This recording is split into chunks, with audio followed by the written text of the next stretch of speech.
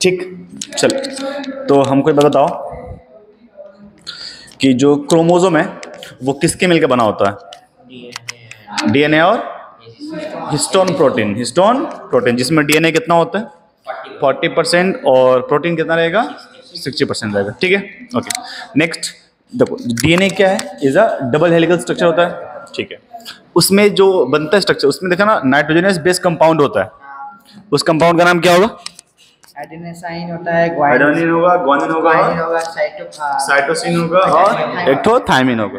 ठीक है, सीक्वेंस क्या है? मीन जो थायमिन है वो किसके साथ बॉन्ड बनाएगा? थायमाइन एडेनाइन के साथ। एडेनिन के साथ। डबल या ट्रिपल बॉन्ड? डबल या ट्रिपल बॉन्ड? Double bond. और साइटोसिन किसके साथ बनाएगा? ग्वानिन के साथ। कौन सा bond? Triple bond, triple hydrogen bond. ठीक है, सही है। बताओ, जो क्रोमोसोम होता है, दो क्रोमोटिड जिस पॉइंट पे मिलते हैं उस पॉइंट का नाम क्या है? Centromere. Centromere, okay.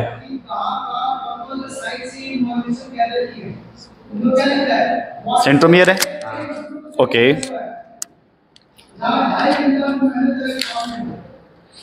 Okay,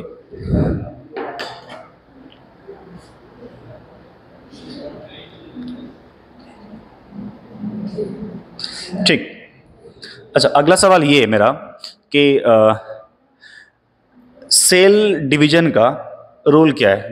Y we required new cells? New cells का होना इंपॉर्टेंट क्यों है मेरे लिए? क्या क्या पॉसिबिलिटीज है न्यू सेल होने का?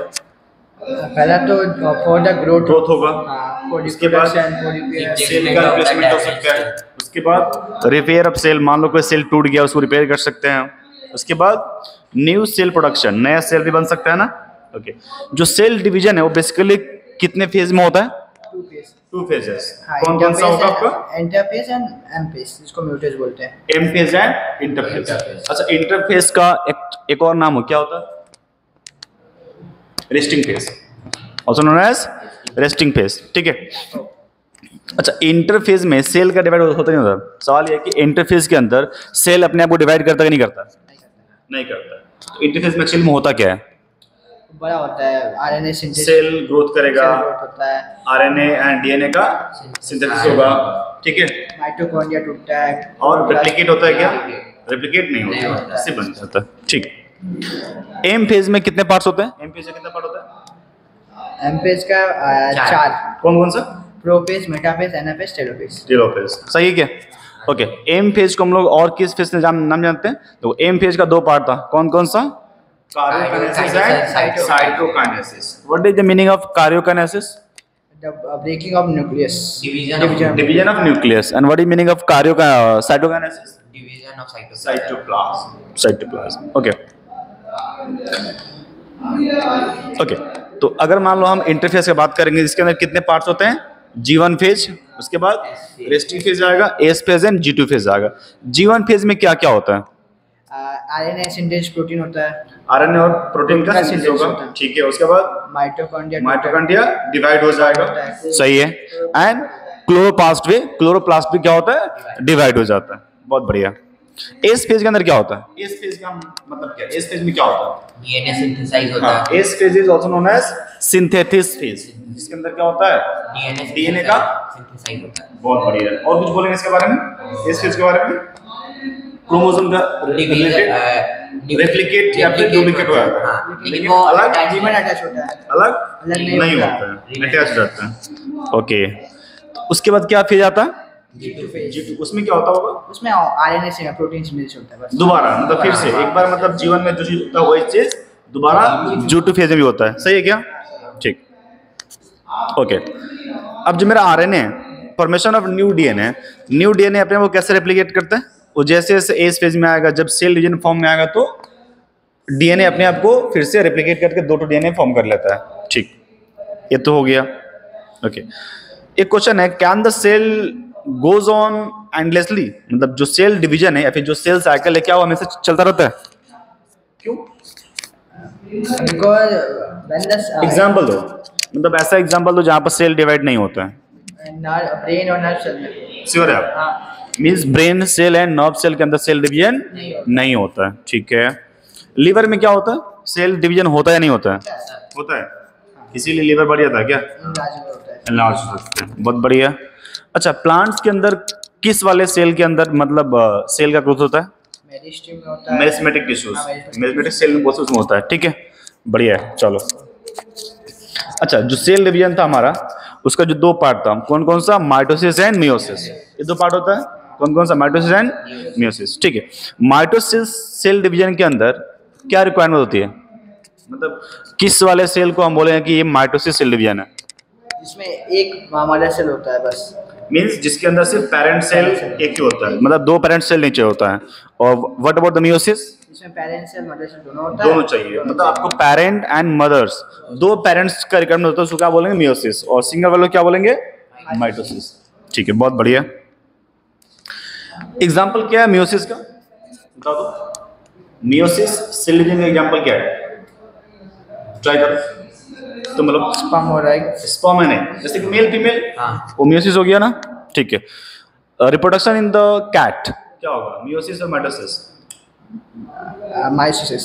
मियोसिस, क्योंकि उसके अंदर पेरेंट चाहिए होता है ना, mother cell and like parent cell चाहिए होते हैं, दो पेरेंट्स, मतलब एक मेल और फीमेल। चाहिए। इसके अंदर क्या बोलेंगे हम? जो आपका वो मियोसिस सेल डिवीजन होता है, ठीक। अब हम बात करेंगे माइटोसिस सेल डिवीजन का, जिसके अंदर कितने होते हैं? चार होते हैं। कौन कौन से?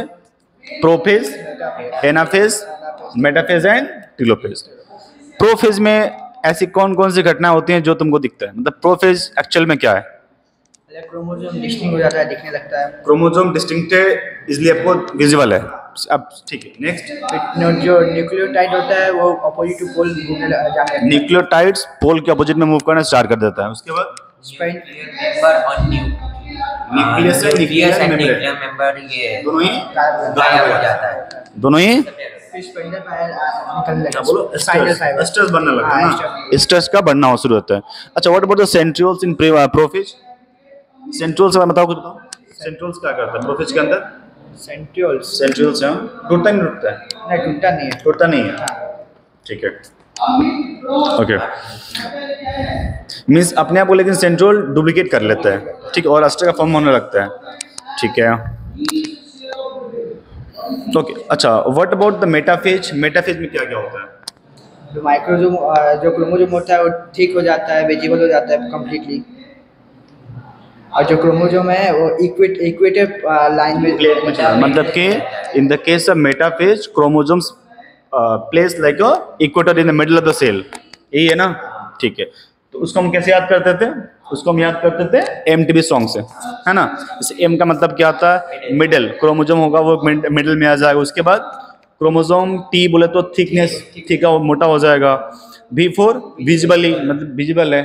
एंड एस फॉर क्या था? सेपरेट हो जाता है। सेपरेट होगा, मतलब सेपरेट होना स्टार्ट हो जाएगा, सेपरेट होना स्टार्ट हो जाएगा, ठीक है। एनाफेज का क्या मतलब था? एनाफेज में क्या था? Anaphase is basically opposite to the, मतलब थोड़ा सा बोल सकते हो, प्रोफेज का एडवांस वर्जन बोल सकते हो, उसको बोल सकते हैं। जैसे कि एनाफेज के अंदर सेंट्रोमियर्स अटैच टू द क्रोमोटिड्स, ठीक है। उसके बाद सिस्टर क्रोमोटिड्स जो होते हैं वो अलग होने लगते हैं, है ना। एंड फेरोविंग बनना शुरू हो जाता है, फेरो बनना शुरू हो जाता है ना एनाफेज के अंदर, ठीक है। तो ये ध्यान रखिएगा, फेरो कहाँ बनता है? एनिमल सेल के अंदर। और in the same case plant cell में क्या बनता है? प्लांट सेल में बनता है सेल प्लेट। क्या बनता है? सेल प्लेट बनता है। चलो, बढ़िया है। अच्छा, what about the telophase? Telophase में क्या क्या होता होगा? कंप्लीटली अपोजिट है प्रोफेज का। मतलब जो टेलोफेज है वो प्रोफेज का कंप्लीटली अपोजिट है। इसका मतलब अगर मैं बोलूँ कि टेलोफेज के अंदर न्यूक्लियस एंड न्यूक्लियर मेम्ब्रेन दोनों ही अपीयर हो जाता है, सही है, ठीक है। स्पिंडल फाइबर्स जो कि प्रोफेज में बन गया था यहाँ पर क्या होगा? गायब हो जाएगा, ओके। अच्छा, what about the cleavage narrow? Completely बन के गायब हो जाता है, जो ना फैरोइंग जो होती है वो कंप्लीटली बन जाती है और वो अलग हो जाता है। इसके अंदर क्या होता है? डॉटर्स क्रोमोसोम अपोजिट पोल की तरफ मूव करना स्टार्ट कर देते हैं, जो कि वहां पर नहीं हो रहा था, वहां टेस्ट यहाँ पर क्या हो रहा है? कंप्लीटली अलग हो गया और लास्ट में एक अलग सेल ही बन जाता है, ठीक है। What do mean by cytokinesis? क्या होता है? Division of cytoplasm, division of cytoplasm, बढ़िया है। चलो, what is the significance of mitosis cell division? अब ये बहुत सिंपल है, इसे आप बोल सकते हो कि ग्रोथ के लिए हो सकता है, फिर क्या बोलेंगे, cell repair, replacement of cell, asexual reproduction is also there.